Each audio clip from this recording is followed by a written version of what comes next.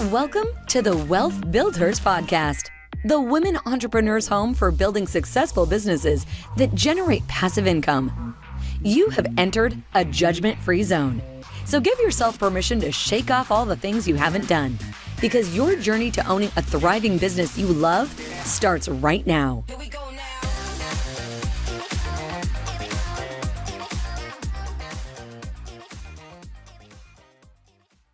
Hello, everybody, and welcome to this episode of the Wealth BuildHERS podcast. I am your host, Renee Williams, along with my co-host, Camille Davis. We are joined today by Kaylee McMahon, the apartment queen. If you have not heard of her, this is going to be a great episode. Even if you have, just listen in. Kaylee has purchased over $70 million in multifamily real estate as a GP, a general partner, and a principal. She sold over $3 million in residential real estate before transitioning into her current full-time syndication role. So if you're into syndications or you want to learn more, this is the episode for you. Kaylee is originally from Portland, Oregon.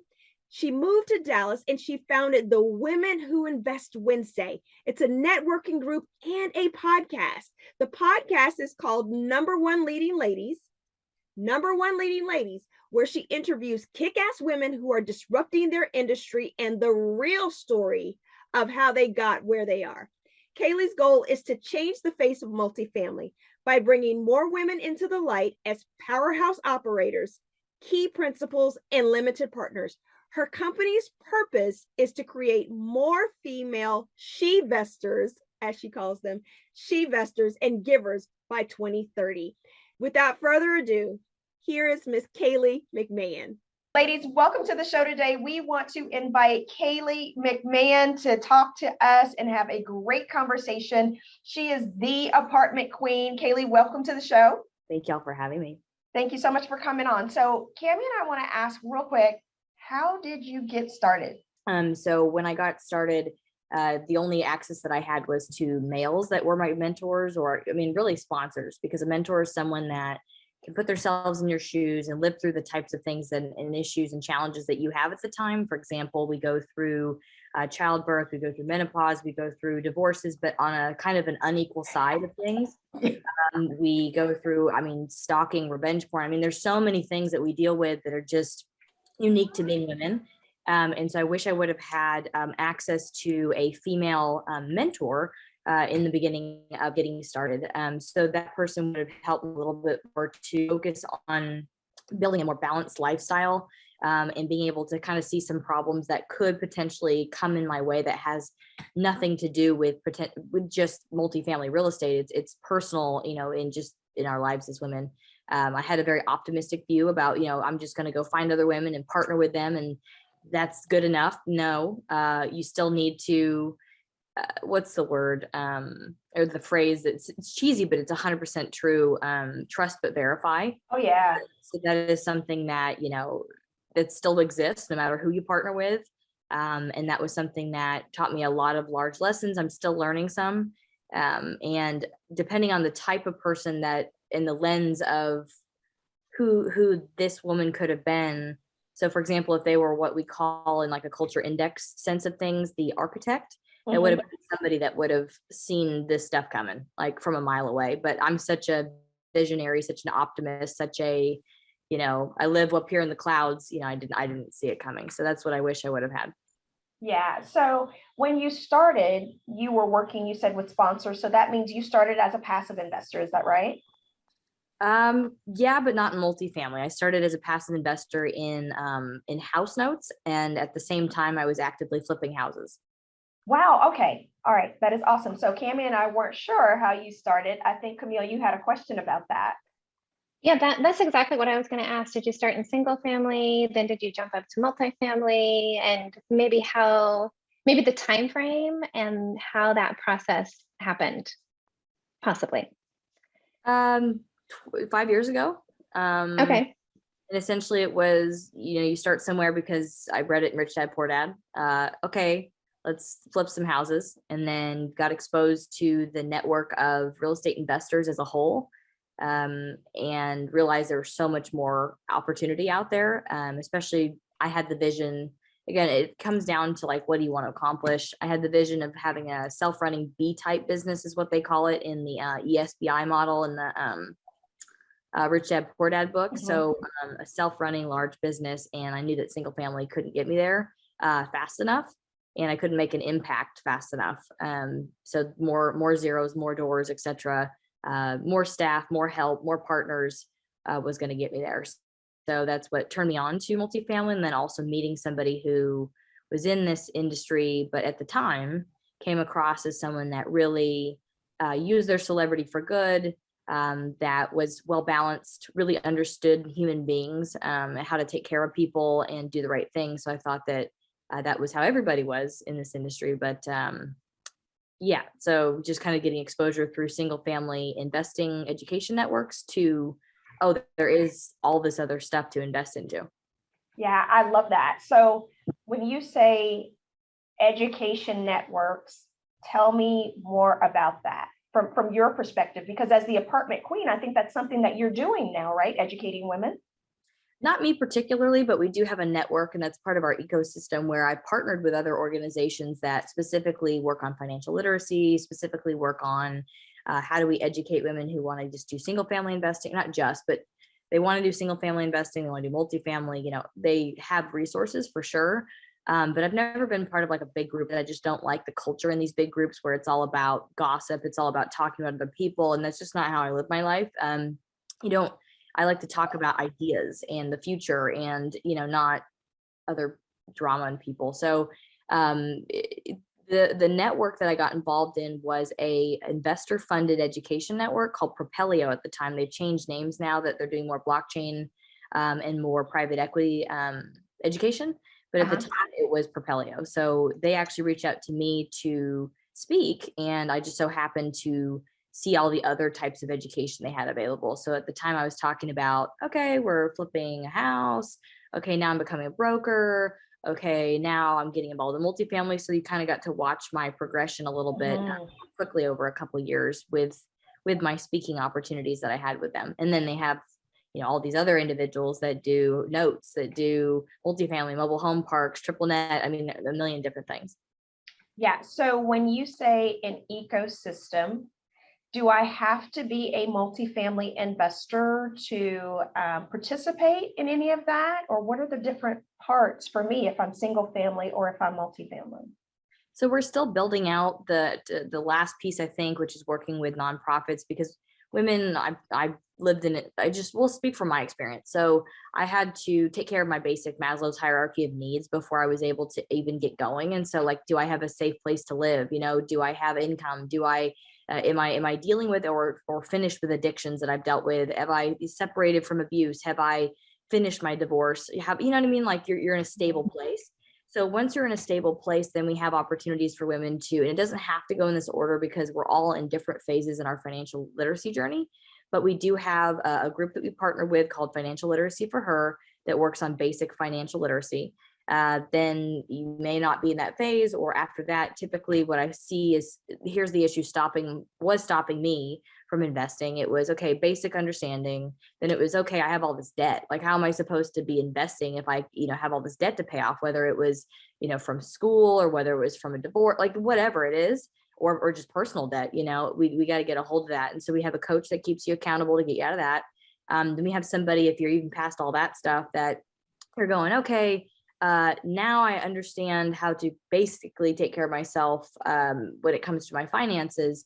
And now I want to invest. So I maybe have $5,000 or $10,000. I don't have the 50K that's normally necessary to invest in this industry. And I think that's BS, that the barrier to entry is so high that, if you had to use your IRA, oh yeah, sure, I can when I'm like 50, but like you've missed the compound interest curve your whole life. And so working with an organization that helps the education piece to figure out, with your money available and the time available, what would work for you to do single family, multifamily, passive or active. So Powerhouse Women helps us to figure that part out for each woman. And then whenever they are ready to invest, whatever that means, single, multi, they actually offer group flips for single family, and they offer group investment for multifamily. And that's kind of where we come back in, is providing some of the deals that they invest into as a group. And then there's a fifth stage that is kind of like once you've decided that maybe your path was, oh, I went active and I went multifamily active and I want to do this as a professional fund manager full time. That's what I do now. And so then it's like, okay, then I would personally mentor somebody to work with them to set up their fund, to get them the CPA that they need to make sure that their financials, their audits are correct. Partner with them in that aspect, because that's what I do now. So the piece that we still have missing, that I think because of amazing things that have happened in my life in the last week, I think they're going to be patched up pretty soon, is how do we appeal to those women who are working on getting their Maslow's hierarchy of needs met, but they maybe like they're me and they're so tough and they think, oh, I don't need help. Oh, I don't need counseling. Oh, I don't need resources. It's not everyone is like living under a bridge. There's a certain, phase where maybe it looks okay, but it's not okay. The point is partnering with those groups that give those resources to women to where they can take care of themselves and get ready to get educated and get to investing and creating generational wealth for their families. I'm so impressed that you did this all in 5 years. And because I think it takes a while for us as women to learn how to have other people help us and bring in partners, because we want to do it all ourselves. And the faster that we can learn to have other people do what they're good at, the faster we grow and we get bigger faster. So I'm just so impressed with your drive and with your motivation, and seems like you're fearless. Like, it seems like you have no fear. Yeah, I mean, you can edit this out if you want. I don't give a shit. But at the same time, I still have fear. Like right now, I like, my co-founder of one of my companies, we were having a talk on Sunday or Saturday. And, I said a few things and he's like, whoa, you're getting like really defensive right now, and I go, it's because of my fear, straight up. Like, I have this list of positions that we need to fill within this company. And there's like, okay, here's what the world's telling me I need to do. Here's what we actually need, because of the problems we've identified in our industry. We have to solve those. So how do I even ask for like a COO? Because I don't have those skills. I really don't. Like, I'm the ideas person and I've been doing a little bit of too much for a long time. And there's explosive growth, honestly, that we could have had. But again, some of the things that I had to go through, losing everything, being threatened, just being through all the legal things, that had to happen for me to be able to kind of have confidence, which is that fearlessness I think you pick up on. But also I still struggle with it, being able to go, well, who do I ask for help and who's the right person? And, how many people do we need? And long story short, it's like, just go look at your gaps of what you really hate doing, or even kind of hate doing if you're not super great at it. And then I'm having to create like, okay, so we need a CFO because I don't do that. Okay, we can do fractional because I'm a startup, because I can't do a full-time salaried person. Like, there's a way to do this, and kind of you kind of have to just keep asking questions as you go and be okay with not knowing. It's a little scary, So right now, next step for me is going to be working with like a business consultant, because now we're ready to scale. And I know what it takes to make basic money off of what we do. We have, so it's a constant iterative process. We are constantly changing and learning and adding. And so here's what makes it less scary, again, is like having a coach. But who do you trust, that really does a great job? And I've been very fortunate this last week that, based on, I think, the readiness of me and the readiness of all the stuff I've been through and people I've had to kind of slough off, in the process, because they're just not in alignment with my values or where I want to go or helping me grow. And I've had to let them go. So a lot of losses happened, but in this last week, things have filled itself in. And what I really needed, truthfully, I'm going to meet with her on Monday, but was somebody who was the president of a major company that could essentially be either a partner or a board member in some sort, and say, I care so much, I'm so passionate about what you do that I would take, half my fee per hour, or take equity or a combination or whatever, versus paying someone $5,000 a day to business consult and to structure everything for us and to hire for us. So and this is someone that I didn't even know what I should say, because I don't want to jinx it, but she was actually looking for me, which was the cool thing. Like, I had your name in my head for the last month, and I happened to run into you when you were at dinner with somebody else. So, yeah, that is awesome. Love it when that happens, right? Yes, me Like too. when it's I just, agree. yes. Yeah, and I think too for us is that Cammie and I have found that exact same synergy. So I'm the business consultant. I consult, just like you're saying, I work with real estate brokers. I work with real estate investors to fix what's wrong in their business. So back office, operations, hiring, that's all me. Cammie is a practitioner. She gets out there, buys properties, gets it done, is dealing with contractors. She's boots on the ground, kind of dealing with it. But as women, when we don't have somebody to balance us in our business, we feel like we have to wear all the hats. We have to do it all. And we don't realize that we're the bottleneck that's stopping the growth and the scaling of the business. But you have to have that piece so that you can grow. And Cammie and I also were discussing this. If our purpose is greater than us, like our purpose is to impact, I think that's the word, Cammie, right? That we were using. We want to impact as women, many women right? as we possibly can, then we can't be limited by our own personal limitations. Get in our and own way. Yes, and that's what's happening.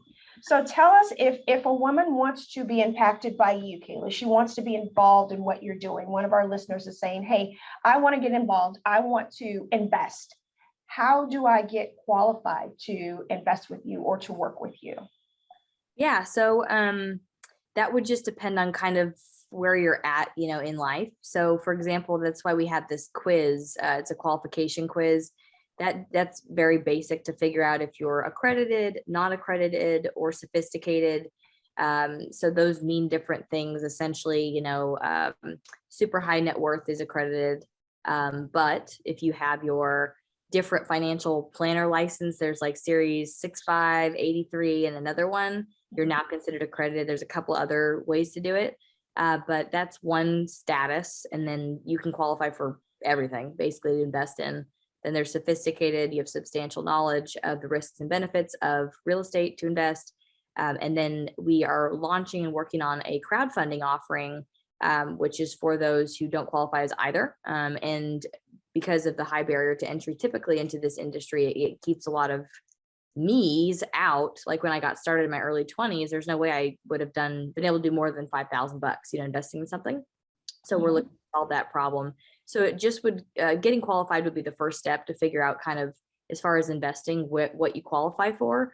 And if it's none of them, that's okay too. We have other partners that can help you get there. But you just need to know that that's what you want, and then get going. I love that about what you're doing. So this is what I heard you say, just to recap. So either accredited, and if you are accredited, you would know that you're accredited. Typically for most women, you would think if you're in a certain, if you have a certain affluence or you have a certain amount of money, then that's where we would look. And the SEC regulates that. Is that right, Kaylee? As to what the accreditation rules are? Yeah, exactly. So like when you take that quiz, we have it literally like in the subtext of the question in the quiz, like what would qualify as, or just at the SEC's website, because like I said, they did expand it in March of 2021, where 12 million more households are considered accredited. So it did expand a little bit, but still to this point in time, it's 88. Don't ever feel bad if you're not accredited. 88% of the US is not. So that's Yep. And then the next level after that is sophisticated. And then for those who are not sophisticated, then the next level under that would be crowdfunding, which has a much lower barrier to entry. It sounds like you guys are starting something that would allow you to get in for, did you say around 5,000? Did I hear that right? Yeah, that's the minimum. So there's different share classes that we offer, voting and non-voting basically, and then men and women. So that fund is meant for promoting females being able to invest. So the men that invest actually have to bring in a mentee with them. They could have 5, I don't care, but they're part of their subscription document. So you are investing less than 25K, then you're a non-voting member. And when you're doing 25 or more, and there's a chart that when you go to that platform, I think we're going to use Crowdfund Main Street, that will identify based on your net worth and income. It caps you at a certain place. Because it's trying to watch out for your general investor who doesn't have as much knowledge. If something does go wrong, it doesn't change your life, So point is that there's 2 different classes, voting, non-voting, but we are looking to either way lower the barrier to entry. Love it. Love it. Yeah. And so go ahead, Camille, did you have a question? Oh, I was just going to say, so it's obvious that you want to support women. You talked about battered women, and you want to grow, and you know, a man has to have a mentee to come in. I love it. That's great. What is your overall goal? Is it to build wealth? Is it to, you know, bring people along in the process? Is it what's your vision for all of this? So the BHAG, we call it internally, the big, hairy, audacious goal is to create 1 billion she-vestors in the next by 2030. So we haven't identified 100% how to do that. That's another problem solving thing we're working on, because it's like, okay, when you did typical investing at 50K, that's like, I don't know, per deal, 20 people. I mean, it's not that many. And then when you do crowdfunding, then you can start folding in more people, but that's still like, I don't know, 5,000 people. It's still not enough. And so I'm still iterating to figure out exactly how we're going to do that. I think part of it may come into play when I'm working on getting into the tech industry as well. Not to go down too much of a rabbit hole, but there's ways that you can increase like shareholders. Anyway, point is we're trying to figure out exactly, does that mean you have to invest in the asset? Probably not. But the idea is to create women that are financially independent and are investing. So whether that's, you know, you own equity in this, you know, wannabe Google type company, or, you know, that you actually invest in real estate, or that you invest in our operating business, because we're going to have to do a seed round and a funding round, you know, for our parent company, Apartment Queen Investments. So either way, you know, you're a shareholder and you get dividends and tax benefits. So we're kind of still iterating that exactly, but the idea is 1 billion she-vestors by 2030. There we go. Very good. So That's we awesome. want to help you with that. And we want to figure out ways to add value, to work with her, to have our Wealth BuildHERS community connect with you and with your community, so that we can keep this impact going to get those 1 billion. I love it. 1 billion. My goodness. I thought my thinking was like a million women, 1 billion women. Like, oh my gosh, we can absolutely jump on this. I love it. Crazy. Yeah. Tell us how, Kaylee, how do our listeners connect with you? How do they find you? How do they participate in crowdfunding? Where do they go for that? Yeah, I would say a place you'll probably get a little overwhelmed, but you know, you can always visit and then come back, and you know, visit and come back. Apartment Queen Investment, theapartmentqueen.com. There is a main page that says this is how the process works. If you want to dig deeper, if you go up to investor resources and come down, we have a lot of resources. Again, a little overwhelming, whether it's book, podcast, Generational Wealth Summit. We have a Women Who Invest ecosystem that's specifically for women who invest in all kinds of different things. We get together in person and online to share and invest with each other. There's quite a bit there. Yeah. So I would check out the website, and then there's definitely like a button that'll follow you around the whole time. That's how you get qualified, that I mentioned earlier. Gotcha. And then we do have a page, and again, we're rebuilding it right now to really go into the guts of like why we started the fund, why it's named after my grandma. And that is in that drop down, but it's under construction. So there are a lot of resources for you. Yeah. We can't let you go without asking about grandma. Tell me about the fund. So my grandma, my family is like a real tough topic to talk about, because I'm still trying to figure it all out. You know, my grandma though is my mom. I mean, she really has been the one. I lived with her when I was really young, like 2-3 years old. And then my mom was finally able to move out on her own, but moved in with somebody else that took advantage of myself and my sisters our whole life. So that person has now been removed and is in jail. And my grandma, through the entire process, has always told me, I believe in you, or what are you doing? Or what are you thinking that you want to do? Or just been curious to kind of promote. Even in college when I was struggling, she would send me like care packages, and come like for Parents' Day, they came and visit my grandparents. You know, she's got her own issues and things that are things that she, you know, maybe didn't deal with growing up. And again, so I'm working through all of it mentally. But that was a person that still had that bug in my ear, planted that seed that, you know, you can do it, and I care about knowing what you're doing, and I want you to keep going, you know.